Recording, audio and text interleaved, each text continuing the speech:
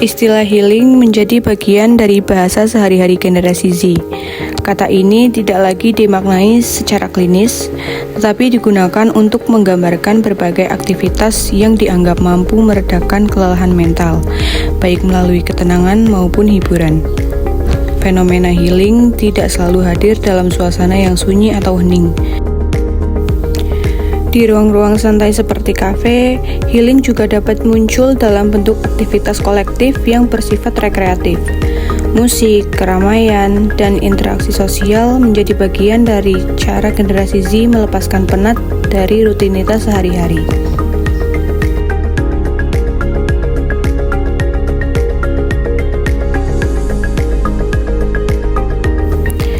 Kafe Teman Cerita merepresentasikan fenomena tersebut melalui berbagai aktivitas yang dihadirkan, termasuk acara hiburan seperti DJ Party. Dalam suasana yang lebih ramai dan dinamis, pengunjung terlihat menikmati musik, berkumpul bersama teman, dan mengekspresikan diri secara bebas.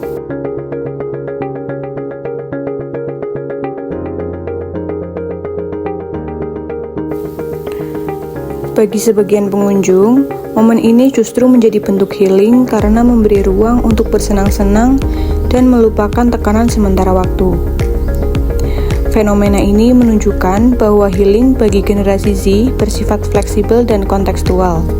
Healing tidak selalu identik dengan ketenangan individual, tetapi juga dapat dimaknai sebagai pengalaman sosial yang menghadirkan rasa senang, kebersamaan, dan pelepasan emosi.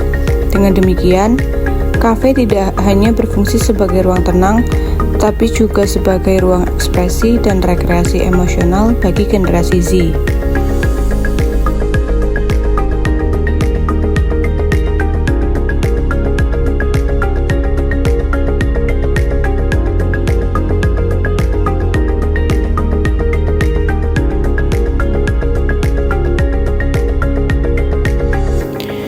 Bagi Kak Ardika, healing bukan sesuatu yang rumit atau mengikuti standar tertentu. Healing dimaknai sebagai momen untuk berhenti sejenak dari berbagai tekanan, baik yang datang dari tugas, interaksi sosial, maupun rutinitas harian. Melalui healing, ia memberi ruang bagi dirinya sendiri untuk menenangkan pikiran, mengatur ulang energi, dan beristirahat tanpa tuntutan dari siapapun.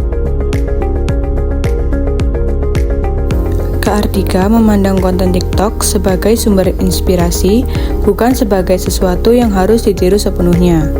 Visual tempat yang tenang, kafe yang estetik, atau pemandangan alam sering memberinya gambaran tentang suasana yang cocok untuk meredakan stres. Namun, ia menegaskan bahwa pengalaman healing tetap harus disesuaikan dengan kebutuhan diri sendiri, bukan mengikuti tren yang sedang populer. Bagi Kak Ardika, inti dari healing bukan terletak pada estetika visual, melainkan pada rasa tenang dan nyaman yang dirasakan. Karena itu, ia memilih bentuk healing yang sederhana dan personal, seperti duduk di kafe pada sore hari, memperhatikan cahaya matahari yang mulai meredup, mendengarkan musik pelan, atau membiarkan dirinya berada dalam keheningan tanpa interaksi sosial.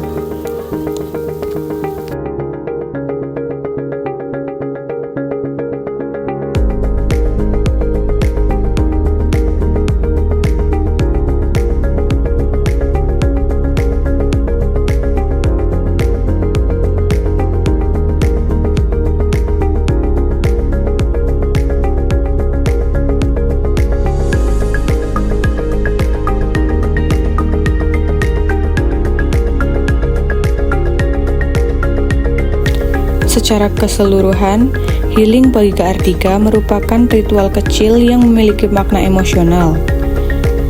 TikTok hanya berperan sebagai pemantik ide, sementara makna healing sepenuhnya ditentukan oleh pengalaman batin yang ia rasakan.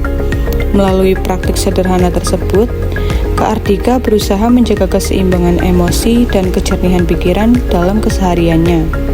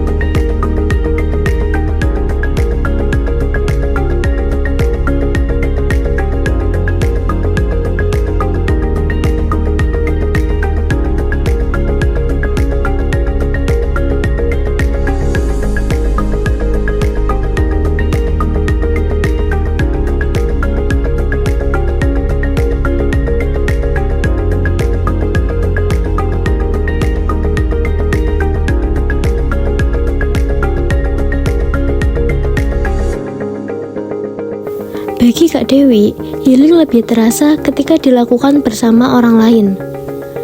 Kebersamaan menjadi bagian penting dari proses healing karena melalui interaksi dan obrolan santai, beban pikiran terasa lebih ringan. Healing tidak selalu dimaknai sebagai aktivitas khusus, melainkan hadir dalam momen kebersamaan yang sederhana. Kak Dewi menganggap datang ke kafe bersama teman sebagai salah satu cara untuk melepaskan penat setelah menjalani rutinitas sehari-hari.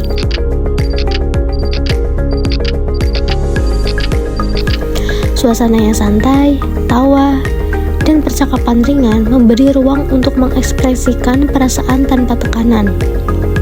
Dalam kebersamaan tersebut, ia merasa lebih nyaman dan tidak sendirian menghadapi berbagai persoalan. Menurut Kak Dewi, healing juga berkaitan dengan rasa aman yang muncul ketika dikelilingi oleh orang-orang yang dipercaya. Kehadiran teman memberi dukungan emosional, meskipun tidak selalu diwujudkan dalam pembicaraan yang serius. Bagi Kak Dewi, cukup dengan duduk bersama dan menikmati suasana sudah menjadi bentuk healing. Bagi Kak Asep, healing dimaknai sebagai momen untuk berhenti sejenak dari tekanan hidup yang datang bertubi-tubi, baik dari tugas, lingkungan sosial, maupun tuntutan internal yang sering membuat pikiran terasa penuh. Healing ia pahami sebagai jeda yang sengaja ia ciptakan untuk meredakan rasa sesak dan mengembalikan ketenangan batin.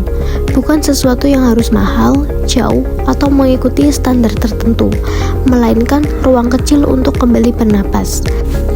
Kafe teman cerita, khususnya area outdoor, memiliki makna tersendiri bagi Kak Asep.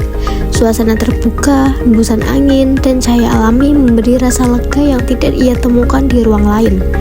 Duduk di sana sambil mendengarkan musik pelan sudah cukup untuk menurunkan ketegangan yang ia rasakan. Baginya, healing bukan terletak pada aktivitasnya, tetapi pada rasa tenang yang muncul ketika ia memberi waktu untuk dirinya sendiri. Kak Asep juga memaknai healing sebagai ruang untuk mengatur ulang emosi. Saat hari-hari terasa berat, ia memilih tempat yang tenang untuk meredam pikiran yang bising. Lingkungan kafe yang tidak terlalu ramai, namun juga tidak sepenuhnya sepi, membuatnya merasa aman tanpa harus terlibat dalam banyak interaksi sosial. Meskipun healing sering digambarkan secara estetik oleh banyak orang, Kak Asep menekankan sisi personal dari praktik tersebut. Ia tidak mengejar tampilan, tidak merasa perlu mendokumentasikan momen, dan tidak berusaha meniru gaya healing tertentu. Healing baginya adalah proses internal untuk meredakan stres, mengendapkan rasa jenuh, dan mengisi kembali energi setelah hari yang melelahkan. Secara keseluruhan, healing bagi Kak Asep merupakan bentuk perawatan diri yang sederhana namun bermakna. Ia memandangnya sebagai ruang untuk kembali menjadi dirinya sendiri, agar lebih tenang, lebih stabil, dan lebih siap menghadapi hari berikutnya. Selama proses penelitian ini, peneliti menyadari bahwa praktik healing pada generasi Z tidak dapat dipahami dalam satu bentuk yang seragam.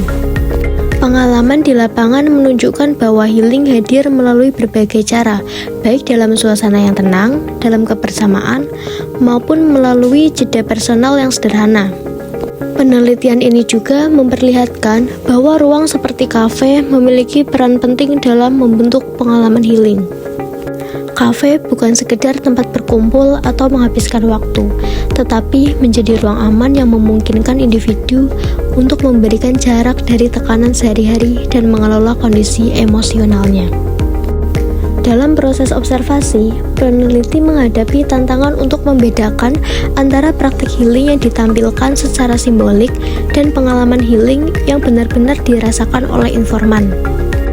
Hal ini mendorong peneliti untuk lebih berhati-hati dalam menafsirkan data, serta menyadari keterbatasan posisi peneliti dalam memahami pengalaman batin orang lain.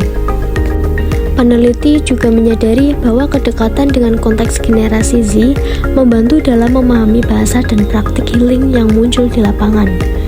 Namun, kedekatan ini sekaligus menuntut refleksi agar interpretasi yang dilakukan tidak semata-mata berdasarkan pengalaman pribadi, melainkan tetap berpijak pada temuan lapangan. Melalui penelitian ini, peneliti belajar bahwa healing bukan sekedar tren atau gaya hidup yang populer di media sosial.